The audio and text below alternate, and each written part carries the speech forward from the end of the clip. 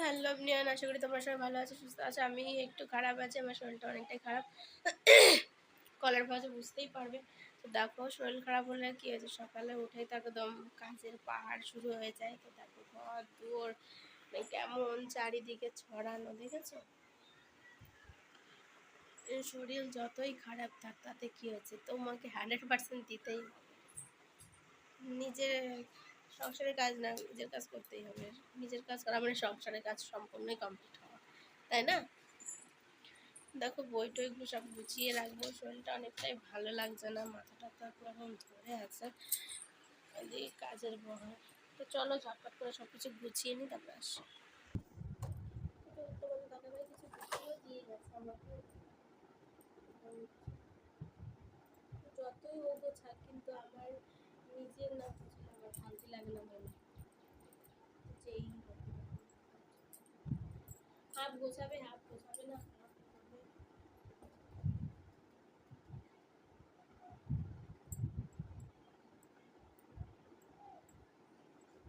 ছোট বাচ্চা কাছে নিয়ে শান্তি নেই। কেবলমাত্র বেরিয়েছে ঘর থেকে, কেবল বার করলাম, এক দূরে আর এক দূরে চলে গেছে। মানে কেমন লাগে বলো, নিজেকে পাগল পাগল লাগে থেকে থেকে। কি আর বলবো তোমাদের, নিজের শরীর ভালো না, তারপর বাঁচি না, তারপরে আবার ছেলেটা বিরক্ত করে, একদম পাগল।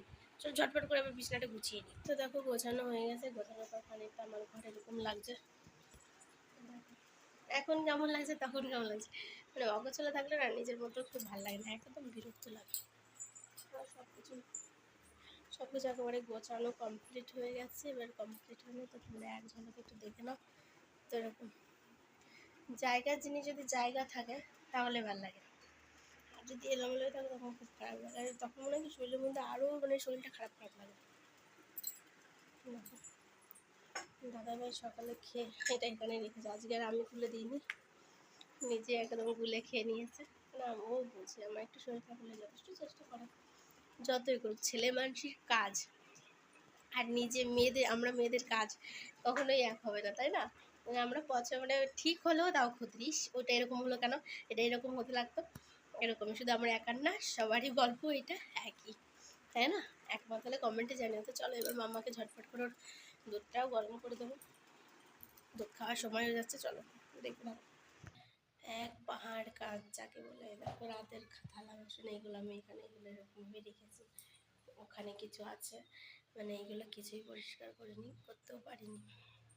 এবার কারেন্ট থাকতে থাকতে দুধটাও জাল দিয়ে নিতে হবে, কারণ কারেন্ট চলে গেলে আর দুধটা জাল দিতে পারবো না, যেহেতু ইন্ডাকশানে করবো তার জন্য। আর মানে যতটা ধুমো চোখে কম দেবো ততটাই ভালো, তার কারণে আর কি এইখানে ঝটপট করে নেব। তো করে নিই, এগুলো একটু গুছিয়ে নিই তারপরে।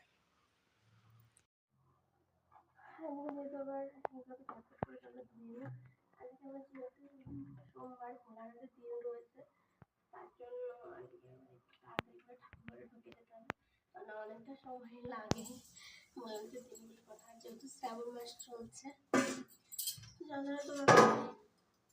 সেভাবে পালা হচ্ছে না, কিন্তু চেষ্টা করছি একটু, তাই না?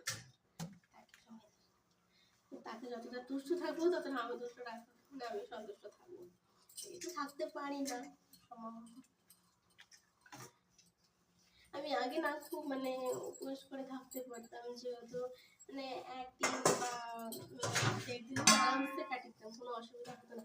আর যেহেতু এখন আমার এই গল ব্লাডার স্টোন হয়ে যাওয়ার পরে একটা সমস্যা হয়েছে কি, মানে মিনিমাম একটা খাওয়ার টাইম, মানে আমি টাইম চলে এসছে, যেই টাইমটা ওভার হয়ে গেলে আমি থাকতে পারছি না, আমার প্রচণ্ডই অসুবিধা হচ্ছে। তাও যত আগের দিন একটু তাও বাড়ির পুজো ছিল, সেখানে একটু মা মনসাকে পুজো করতে, তো সেইখানে গিয়ে এই জিনিসটা বেশ ভালো বুঝতে পারলাম। আমি টুকটাকি জানতাম যে একটু এদিক ওদিক করলে 19-20 হলে তখন সমস্যা হচ্ছে, কিন্তু এখন মেবি খুব প্রচণ্ডই সমস্যা হচ্ছে আমার, সেই কারণে আমি বুঝতে থাকার চেষ্টাও করছি না। আর ওদিকে তো একদম খাওয়া দাওয়া ওয়েট হয়েই যাচ্ছে, বুঝতেই পারবে অনেকটাই হেলদি হয়ে গেছে আগের তুলনায়। যাই হোক, তো তোমার দাদাভাইয়ের কথা, অত ডায়েট করে লাভ নেই, আমার অত ডায়েটে তুমি মডেলিংও করবে না আর ইয়েও করবে না, তোমার ডায়েটে ঠিক থাকতে হবে। বেঁচে থাকলে সবভাবে বেঁচে মরে গেলে কি করবে। তো ঝটপট করে আমার সব কিছু একদম ধোয়া মোছা কমপ্লিট হয়ে গেছে। আর যতক্ষণ কাজ গোছানো না হবে তোমার আরও শরীরের মধ্যে বেশি বিরক্ত হয়ে গেছে।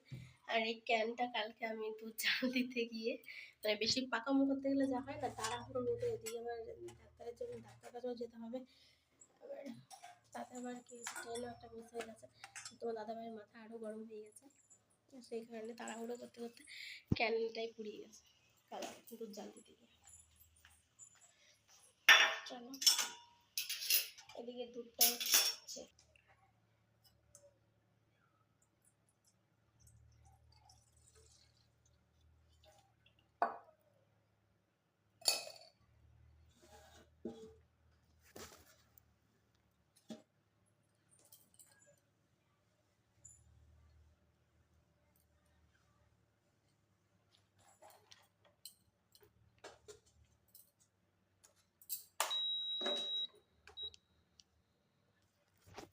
তো দেখো আমি দুধটা বসিয়ে দিয়েছি, তো এখানেই জাল জাল দিয়ে নেব, তাতে আমার সুবিধা হবে।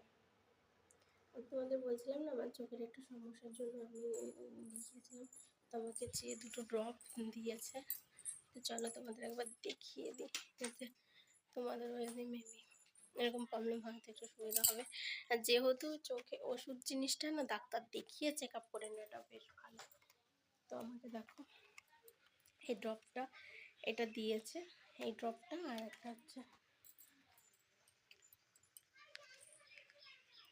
এইটা, এই দুটো আমাকে নিতে বলেছে। এটা নিতে বলেছে হচ্ছে 10 দিন, আর এটা পাক্কা 1 মাস এটা চলবে, ডাক্তার এটা আমাকে বলেছে।